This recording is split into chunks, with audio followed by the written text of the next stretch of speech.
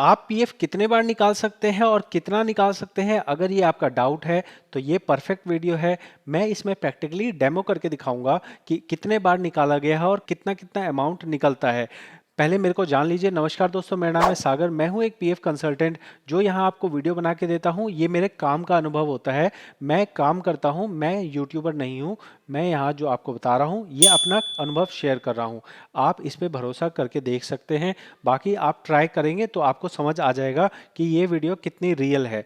तो आप अगर देखेंगे, अगर फॉर्म 31 पे जाएंगे तो आपको इस तरह के बहुत सारे ऑप्शंस नजर आएंगे। तो ये ऑप्शंस क्या कहते हैं ये समझिए।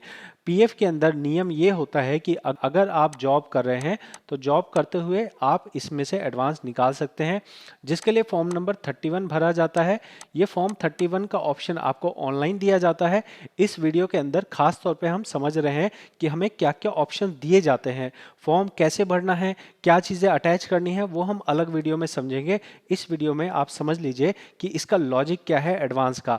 तो लॉजिक ये कहता है कि अगर कोई व्यक्ति नौकरी कर रहा है, नौकरी के दौरान उसको पैसे की ज़रूरत पड़ती है, तो उसको पीएफ ऑफिस की तरफ से अलग अलग रीजंस बताए गए हैं कि हम आपको किस किस चीज़ के लिए पैसा दे सकते हैं।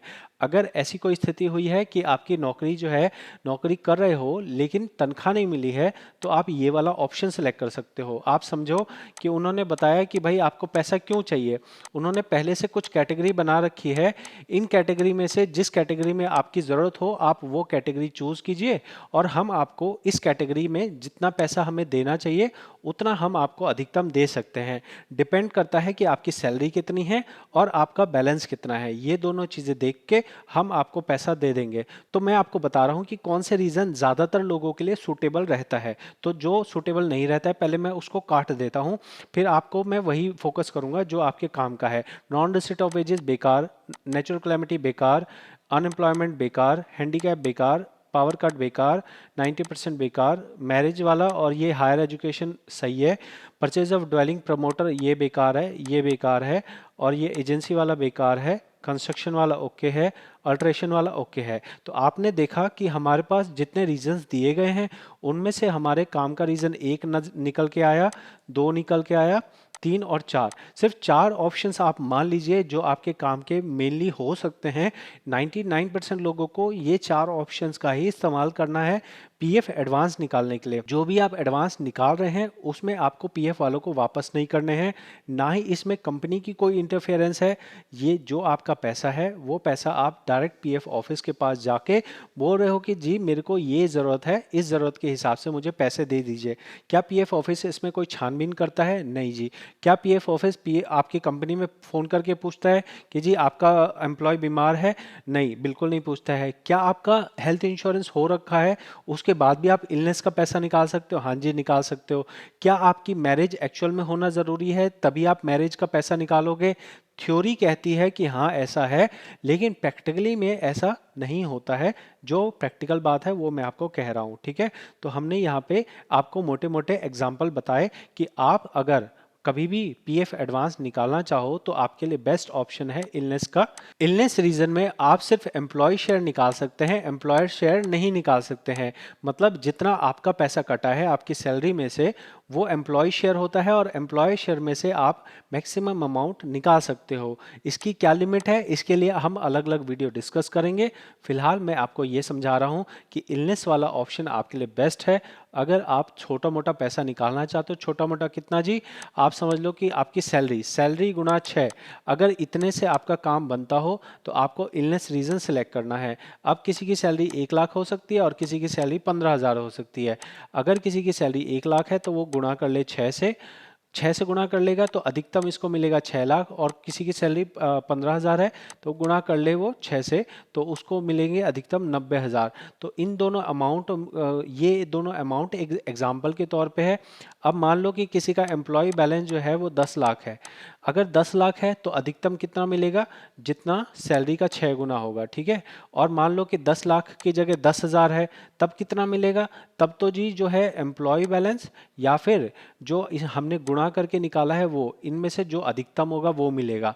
तो आप अगर सिंपल सा समझो, सिंपल सा ये है, जितनी आपकी ज़रूरत है, आपको लगता है भाई मुझे 40,000 रुपये चाहिए, आप फॉर्मूला मत समझो, आपको है कि भाई मेरे को 40,000 रुपये चाहिए, तो आप 40,000 रुपये भर दो, जितना आपके एम्प्लॉय शेयर में बैलेंस होगा उससे नीचे जो भी बनता होगा वो आपको दे दिया जाएगा। अगर आपको हो कि भाई हमें ज़्यादा से ज़्यादा चाहिए, तो आप सिंपल सा फॉर्मूला समझो, जितना भी एम्प्लॉय शेयर में बैलेंस है वो लिख दो। ये कहाँ से पता लगेगा जी?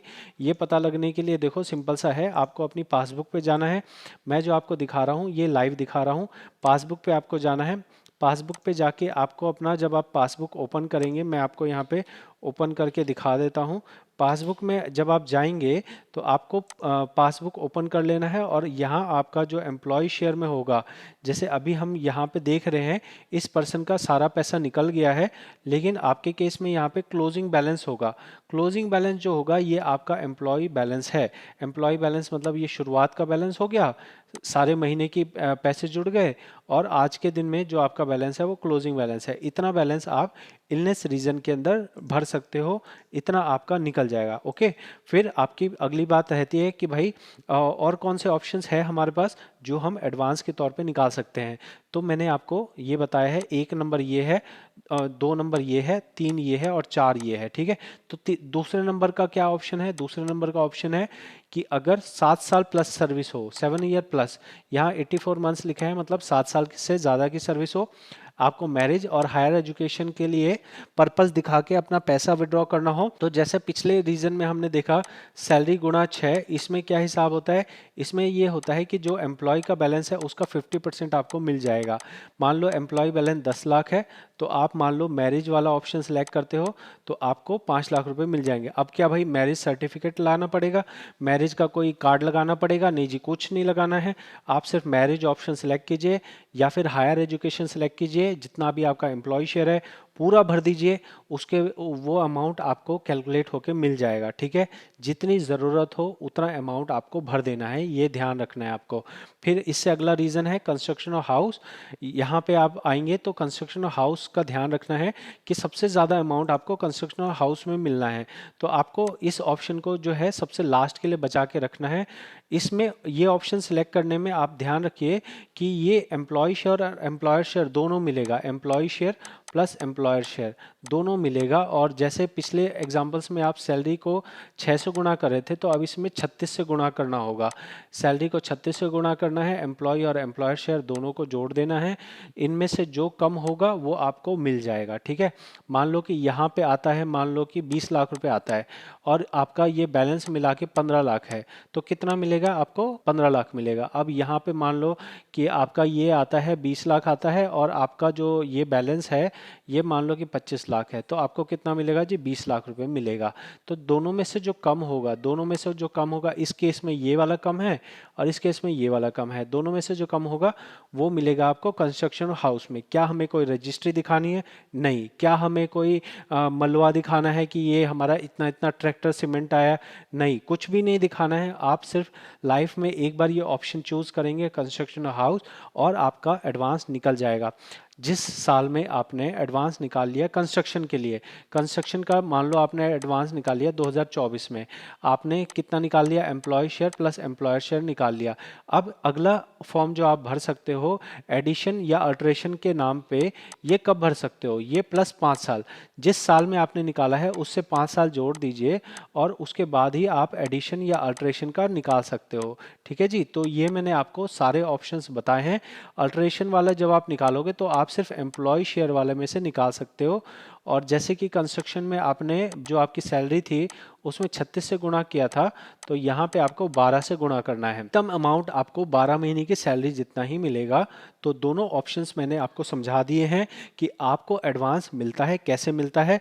मैं अगर आपको एक रियल एग्जांपल दिखा देता हूँ कि भाई एडवांस आपने कहा तो, लेकिन ये एडवांस आप दिखा सकते हो कि कैसे मिलता है। तो देखो, जैसे ये आदमी है, इस आदमी की अगर हम पासबुक देख रहे हैं तो यहाँ पे देखो इनका जो है 15-15 हज़ार रुपये सैलरी आ रही है। जो मैं सैलरी कह रहा हूँ वो आपकी सीटीसी नहीं है, वो आपकी ये वाली वेजेस है जो यहाँ लिखी होगी। अगर आपकी इस यहाँ पे वेजेस जो है 15,000 लिखी है, तो आप जो भी फैक्टर करेंगे, जो भी मल्टीप्लाई करेंगे, वो इस वाली वेजेस से करेंगे। बहुत बार मेंबर की जो सैलरी है वो 2 लाख होती है, लेकिन कंपनी वाले यहाँ 15,000 दिखा रहे होते हैं, तो आपकी सैलरी 2 लाख रुपए पीएफ में नहीं मानी जाएगी, आपकी सैलरी 15,000 मानी जाएगी। और फिर 15,000 मल्टीप्लाई बाय, मान लो 6 करेंगे अगर इलनेस है, 36 करेंगे अगर कंस्ट्रक्शन है, और 50% करेंगे अगर आपका जो है एम्प्लॉय शेयर का 50% करेंगे अगर आपका मैरिज या फिर आपका हायर एजुकेशन है। ठीक है, तो ये आपको एक तो अमाउंट का मैंने थोड़ा बता दिया कि वेजेस कौन सी वाली वेजेस कंसिडर की जाती है। फिर मैं आपको दिखा रहा हूँ कि एडवांस कितना कितना निकलता है। तो ये आप देखेंगे 68J, 68J का मतलब होता है इलनेस। ठीक है, तो ये हमने इलनेस का निकाल लिया 68J। अब मैं अगर आपको दिखाता हूँ और क्लेम्स, तो हम क्लेम्स पे जाते हैं। यहाँ देखो हमने 12 बार क्लेम भरा है, और 12 बार क्लेम भर के हमने कितना अमाउंट निकाला है, 2,44,000 रुपये निकाला है। ठीक है, और तो ये पॉइंट समझना कि आप ना ज़्यादातर जो अप्लाई करेंगे वो इलनेस रीज़न से अप्लाई करेंगे। जैसा आप यहाँ देख रहे हैं कि यहाँ पे पर्सन ने 1 बार, 2 बार, 3, 4, 5, 6, ठीक है, 6 बार इन्होंने इलनेस का फॉर्म भरा है। कंस्ट्रक्शन ऑफ हाउस का 1 बार भरा है, और ये कोविड वाला ऑप्शन था, तो ये कोविड वाले ऑप्शन 2 बार भरे हैं। ठीक है, तो आपके सामने की बात है ये कि इलनेस वाला ऑप्शन आप जो है लाइफ में कितने बार भी भर सकते हो, और कंस्ट्रक्शन वाला ऑप्शन आप 1 बार भर सकते हो। कोविड वाला ऑप्शन 2 बार अलाउ किया गया था, तो 2 बार भर दिया गया। और ये ध्यान रखना है कि इलनेस वाले ऑप्शन में एक लिमिटेशन लगाई गई है कि आप जो है महीने में 1 बार भर सकते हो। मान लो कि आपका बैलेंस था 80,000 रुपये था, अब आपने जो है ना 1 बार फॉर्म भरा, ट्रायल के लिए भर लिया कि चलो 20,000 रुपये आपने निकालने की कोशिश की, निकलते हैं नहीं निकलते, 20,000 आपने निकाला, निकल गए। अब आप अगला फॉर्म, भले ही आपका जो बैलेंस है अब 80,000 में से कम होके 20,000 कम हो जाएगा, तो 60,000 बच जाएगा। अब इस 60,000 को अब आप बोलो यार मेरे को तो और निकालना है, तो मैं इलनेस का वापस से रीज़न सेलेक्ट करना चाहता हूँ, तो आपका इलनेस का रीज़न ना 1 महीने के लिए ब्लॉक हो गया। Claim approve with in 1 month, approve with in 1 month मतलब है कि जिस दिन आपका क्लेम पास हुआ है उस दिन के 1 महीने के अंदर अंदर आप वापस इलनेस का नहीं भर सकते। आप चाहो तो कोई और रीज़न भर सकते हो, जैसे मैरिज का हो गया, या फिर आपको मैंने हायर एजुकेशन बताया, लेकिन इलनेस के नाम पे आप महीने में एक ही बार फॉर्म भर सकते हो। ये महीना कैसे पूरा होगा, जिस दिन क्लेम सेटल हुआ है। मान लो 15 अप्रैल को क्लेम आपका सेटल हो गया, उसके बाद आप अगला फॉर्म कब भरोगे, 15 मार्च के बाद आप नेक्स्ट फॉर्म भर सकते हो इलनेस के नाम पे। बाकी अगर और कोई रीज़न आपको भरना है, तो मान लो 15 अप्रैल को सेटल हो गया, आप 16 अप्रैल को भर सकते हो। ऐसा नहीं बोला जाएगा कि अरे अभी तो आपने इलनेस के नाम पे लिया था, अभी आप कंस्ट्रक्शन के नाम पे ले रहे हो, ऐसा नहीं होगा। लेकिन आपसे ये रिक्वेस्ट करूंगा कि अगर आपकी वैल्यू हाई हो, मतलब आप अगर मान लो 1 लाख से कम का अमाउंट निकालना चाह रहे हो, तब तो आप खुद से निकाल लीजिए।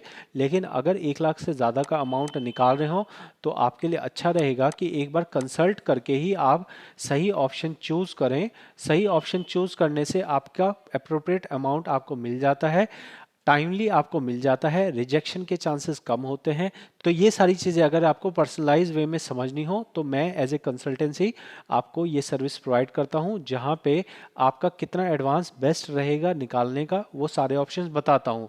ऑल्दो जो मैंने अभी बताया है वो भी सफिशिएंट है, लेकिन अगर आपको पर्सनलाइज असिस्टेंस चाहिए हो, आइदर आपको ये डाउट्स क्लियर करने में चाहिए हो, या फिर आपको मेरे से पीएफ का फॉर्म भरवाना हो, दोनों तरह की सर्विस आप मुझसे ले सकते हैं। मैं अभी तक हज़ारों लोगों का पीएफ निकालने में हेल्प कर चुका हूं, और अगर आपको भी हेल्प की ज़रूरत हो तो आप भी कांटेक्ट कर सकते हैं। मैं आपकी पूरी हेल्प करने की कोशिश करूंगा। ऑब्वियसली ये एक पेड सर्विस होगी, लेकिन जो पेड सर्विस होगी वो एक वर्दी सर्विस होगी, इस चीज़ की मैं आपसे गारंटी ले सकता हूं। तो ये वीडियो आपको कैसी लगी है ज़रूर कमेंट में बताएं। मैं मिलता हूँ आपसे अगली जानकारी वाली वीडियो में। इस वीडियो में इतना ही, बहुत बहुत धन्यवाद।